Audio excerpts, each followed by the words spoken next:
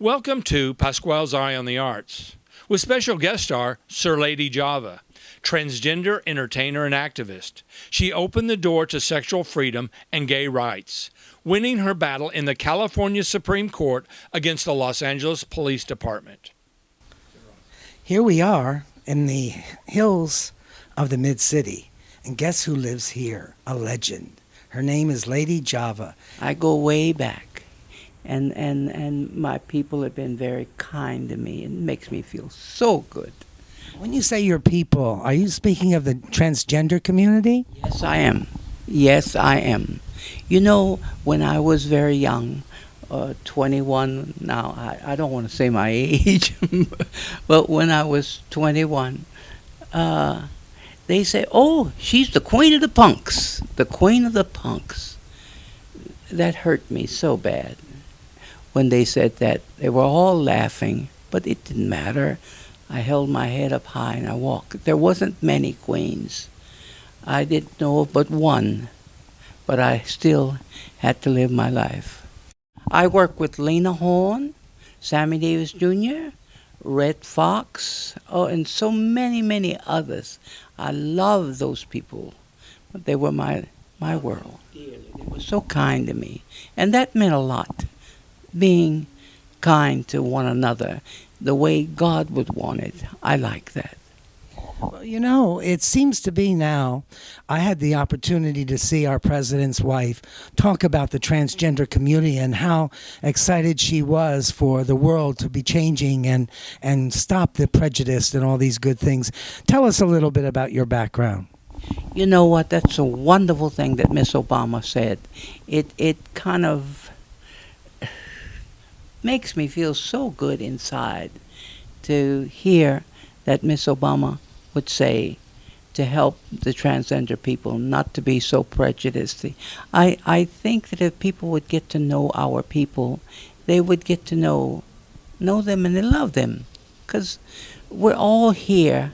We're here, we live, we die. All of us have to meet with God one day.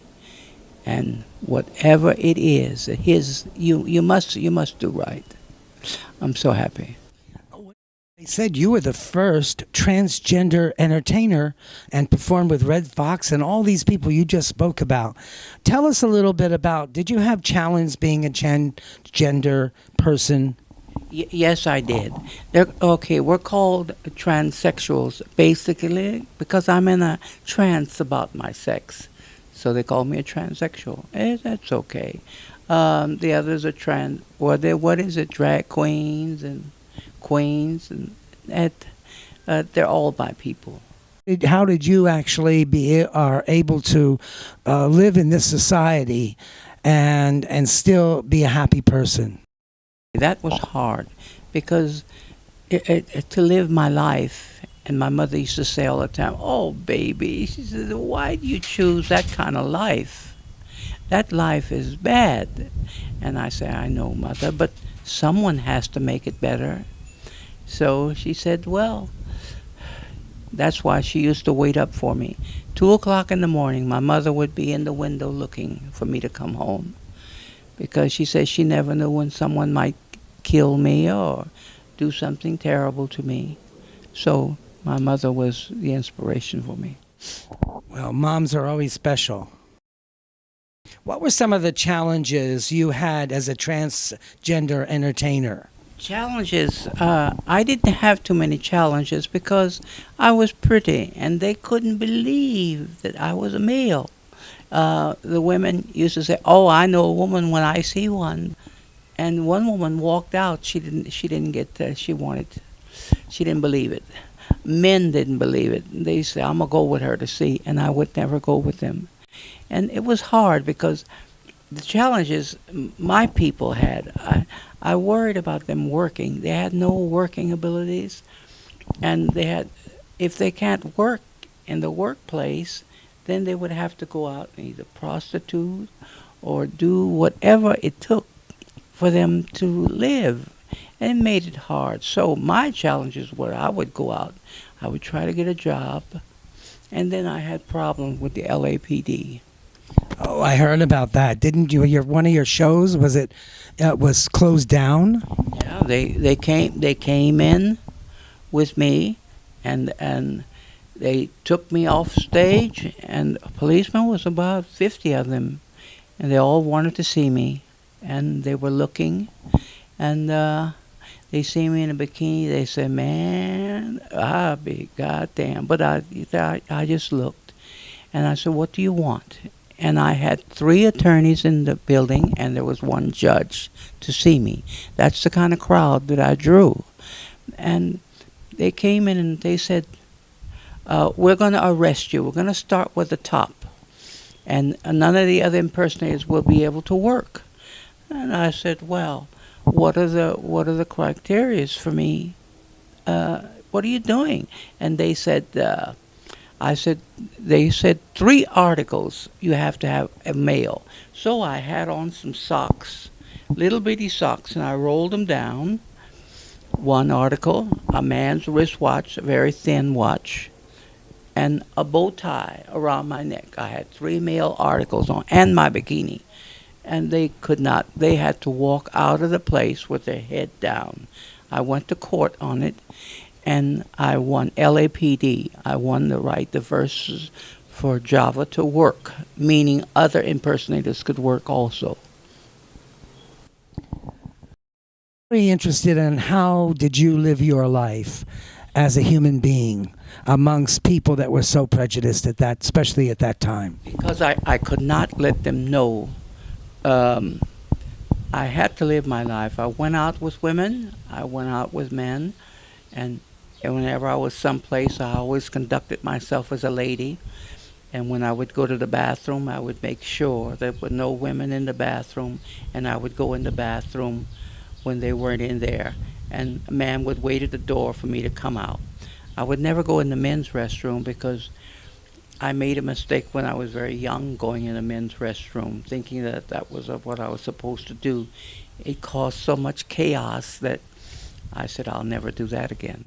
Well, you know, it's kind of apropos right now because everybody's talking about the transgender bathrooms and all of this stuff's going on with all of that. What do you think of all that? I think they should make a space for us because we're different, and you should not insult women by going into the bathroom with women. So if they can take the bathrooms and cut them in half, and make a way for my people, because we are here and we're productive in society, and we'll behave, we'll obey all the laws, and we should have a place. I know you've had your shows have gone all over the country, and you've played mostly straight clubs. And some of the people that came to see you, I heard that L. Ron Hubbard came to see you once. Oh, Mr. Hubbard, yes, he certainly did. You know, I don't want to say not derogatory things about him because I love him. He was very nice. He was a wonderful man. He gave me good advice, but for him to come down and see me, it was just fantastic. I didn't know who he was until my brother said, "Oh, I read all his novels." I said, "Novels? He has novels?" And he said, "Yes, he has novels." So it was a pleasure to see him. He was a very nice man, and he thought my act was beautiful, was very well presented, and he liked it. He said, "You should stick with what you have because that's what works for you. So do that." Two legends together, whoever knew. I never knew who he was, and I was just pleased. Yeah. Tell us a little bit about your act and how you created it and who created it with you, or where did it all come from? Oh, my God. First of all, my imagination with my costumes, I would create them, and my mother would help put them together for me. Between my mother and me and a lady called Florence Bureau. She's deceased now. She worked with me for 40 years. I miss her very much. And we would get together and we would make these costumes. I would get the jewelry for it. I would make the jewelry and the bracelets and things. It was just a wonderful idea. I'm thinking back over my mother and my Florence. It makes me want to cry. Well, you know, I've known you for several years now, and in the beginning, I didn't know.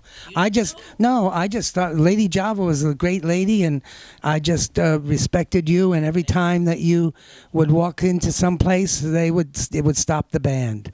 You have some pretty wonderful relatives in this city, also some of our city leaders. Oh yeah, Bernard Parks. Yeah, that's my cousin. He's quite a boy. Yeah. He ran for mayor once, you know, and he's now on our city council, and we really respect all the things that Bernard has done over the years. Chief of police. Yes. Also, his mother was very proud of him, and it makes us very proud. Right. Yeah, to know what he's done for society here. He's always helped the gay people in things that they would like to do. He's just been a sweet man. Really, he's for right.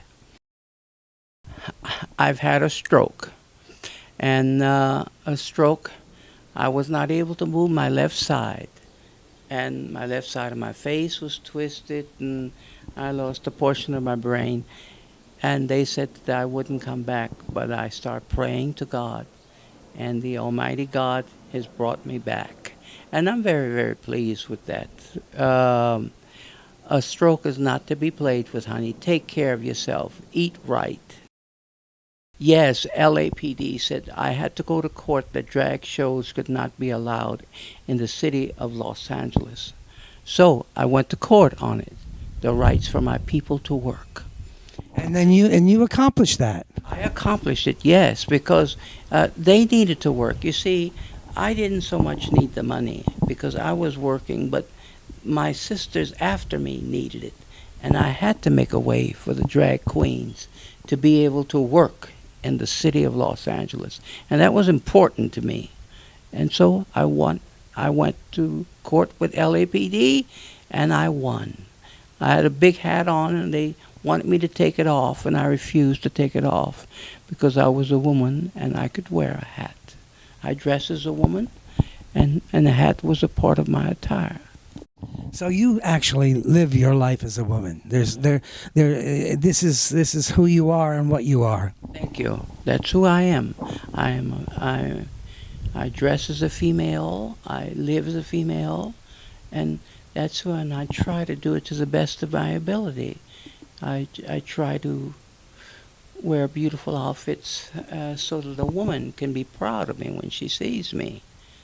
I don't dress for men. I dress for women. And I've always done that. I tried to put shows together. I put together drag shows, and they were very nice. I used to put them on every year, and the people would come, and it was so nice. And they would come up in their cars and the chauffeur limousines, and it was very nice. But today, people aren't as elegant as they were then. So we don't put on the shows anymore.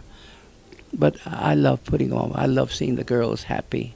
They say when Lady Java goes out, it's a show in itself. And you design all your own clothes for your shows. How did that go about? Yes, I design my own clothes because I have a certain net for clothing, and I just like that. I enjoy making a woman beautiful. And if I make myself beautiful, it makes the females beautiful. It also makes the queens beautiful too. Yes, being from Louisiana and being from a mixed race, French, Indian, black, Spanish, German, and I asked myself, oh boy, what am I? I'm like a goulash. But it makes me happy to be able to do things for my people. They're like my children. It just makes me happy. I can't explain it. But New Orleans, yes, I brought the spice, and New Orleans has quite a spice. The gumbo and the jambalaya, whatever. Are you a cook also? Do you cook? Oh, yes, baby. Every woman cooks. I'm a cook.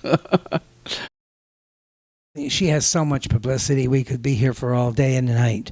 But anyway, here's something that came from Variety when she was in Atlanta, Georgia. It said, Java loves people and really enjoys entertaining people. Here we are in the hills overlooking the mid-city of Los Angeles, and we are in Lady Java's abode.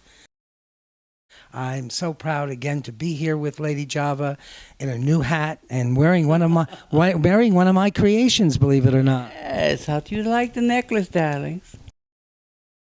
I have a review here, concert review from Variety. In March, we won't say the name or the year, but anyway, they said your opening show was with the singer Lady Java, Sir Lady Java, and the ventriloquist act Richard and Willie, I guess. The latter is the routine is extremely funny. Richard Pryor was there and Don Rickles. Wow. Yo, yeah. Richard Pryor was a good friend of mine. I loved him very much. You know, it's so funny. You are a transgender person, but you know, you did not perform just for the transgender people.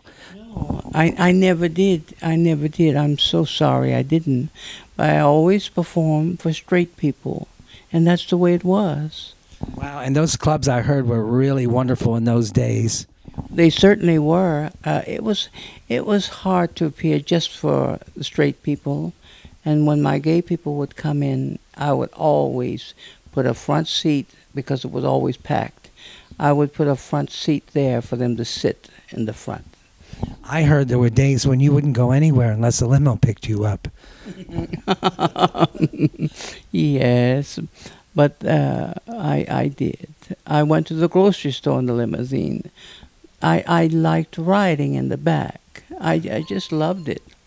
Always your grand entrance was the most important. I know I'll never forget Jarve Hutchinson and one of his big events in Carmelita hosted us, and we all had a great time, and you walked in and stopped the band. Oh, that show cost $300 to get in. Yes, I had a big hat on and a form-fitting white suit. It was beautiful. I looked very nice, but I always tried to look my best for my people. And because I represent the gay community, and if I didn't look good, what is it for? Well, I know a lot of people have a lot of memories with you, and I'm looking forward to your new show and you getting better and continuing to be Lady Java in our great city of Los Angeles, and you are one of our angels in the city of angels. Oh, thank you so much. It means so much. And I will prepare myself for you, and I will come out and give the best performance of my life. My idol is a lady called Josephine Baker. And believe me, I wear the type of clothes that she would wear. Yes. Oh, I want to talk about what you were kind of innovative in your costuming, and they said that when you walked on stage, you put those arms up, and they were the wings of the angels. Tell us about that. Oh yes, I had like fishing rod, the rod to the wheel, and it would go way in the air, and they were jeweled down. It was just beautiful, beautiful to see. I created that type of thing, feathers and jewelry. I like that. Well, you are one of our greats, and here in Pasqual's Eye in the Arts, Tom Porter and I are bringing you most up-to-date, wonderful things. And here, the city of West Hollywood, we honor you as you know that our city does. Yes. And only you can do it, Pasqual. You have a way about you that's just out of sight. He's quite a designer. He's quite an artist. He's a little bit of everything. It's all about making people happy, isn't it? And then sharing it. And maybe some of that happiness will rub off on the sad people that are out there. And let's get rid of this prejudice and all of that stuff that it's not necessary in the world. No. Let's be happy, and let's get all live together as one. Not as everybody should be happy. Oh, we don't believe in it. No, no, I don't believe in it. Thank you, Java. And we're going to go to the kitchen and have some Java. Here we are in Java's kitchen, here in the villa of Lady Java. Anyway, Java, tell me about the Java part of your life. Where did Java come from? Oh, the Java Jive. They call me, yeah. They said, Java, you have it because you grind so fine. I don't know about that. Grind so fine. How divine. How divine. But Java came about. I was young, and a man told me, a man off the street, nice-looking black fellow. He said to me, he said, "Woo, you look like Java, baby, deep, dark, and delicious." And I thought he was hitting on me, and he was. But I said Java, and so that's how the name came about, Java. How do you keep yourself happy and the people around you so happy? It's amazing. I think that comes from within. You know, when you have God in your life, and I believe in there's some kind of something in the air or someplace around us that says God. And when you keep that, you keep Him in your life, I think you can keep other people happy. I really do. You sure have spread the happiness around, and people are just absolutely remembering all the great things that you did for our community.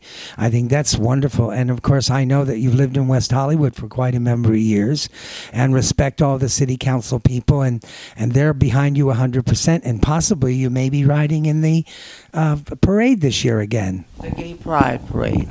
I'll be riding in the Gay Pride Parade. And this is my first time in the parade. I've never really wanted. I remember when the Pride first started, there was a minister, and they arrested him because he used to do things for the gay community to help them. And he wanted me to be the, what do you call that? The mistress of ceremony, to lead the parade. Right. The Grand Marshal. Grand Marshal. And my agent didn't want me to do it because he thought it would hurt me, and I wanted to do it so bad. And we had to go to Atlanta, Georgia at the time. And the things that we have done in Los Angeles, which I don't like taking awards, or for some reason, I'm just grateful to do anything I can. And when I can help my people, then that's what it's all about. That's what makes me happy. I'm very much into helping the LGBT community because they do so much. I remember the time when we had nothing. I mean, there was no community like that. There was nothing to help us. No one cared.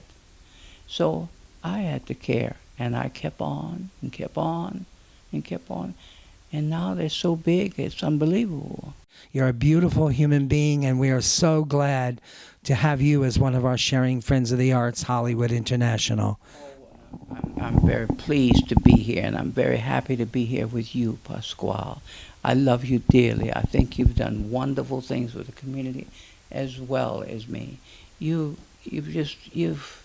put a mark here, and that means a lot. So important for humanity, for all of us to come together and love each other and do good things and have good work habits and just be able to create, because creation is the thing that makes it work. And you are your own creation. So thank you so much, Java. And let's have another cup of Java. I want to thank you. God has blessed me so. And I want to give the blessing to you. I love you from the bottom of my heart. Stay good. All right, baby. Bye-bye. Thank you again. With a great afternoon with Lady Java. Thank you. It's got to stop somewhere, and it won't unless someone steps forward and takes a stand. I guess that's me, Sir Lady Java.